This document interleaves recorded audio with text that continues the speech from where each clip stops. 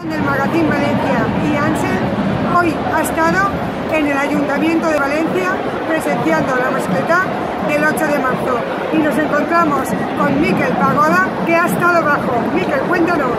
Precioso, un espectáculo bellísimo, un espectáculo muy bonito de María José Lora Zamorano, una mujer que ha cogido el testigo de Reyes Martín, que se le ha pasado, que puede estar perfectamente un día tan señalado y tan potente en todos los sentidos como hoy, y que ha hecho un espectáculo bonito, muy barroco, con mucha tralla, porque había mucha potencia, había además mucho adorno pequeño de descargas de colores, digitalización, dando vueltas a la plaza, hablándose en cada punto, subiendo en pantalla, cerrando súper bien, un poquito de espacio antes del terremoto, del bombardeo ha habido, lo único, pero todo qué bien organizado, con qué sensibilidad, porque no se nota al final una mujer de armas tomar, como se llama bien, y con mucha cabeza y mucho sentido, haciendo una mascleta preciosa.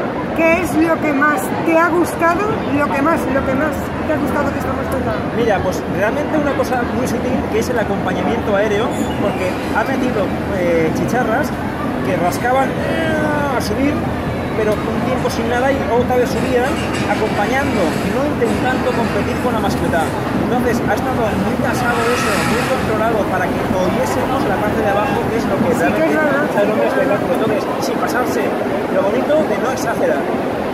El hombre que más sabe de las mascletas y de fuegos artificiales. Muchas gracias, Miquel.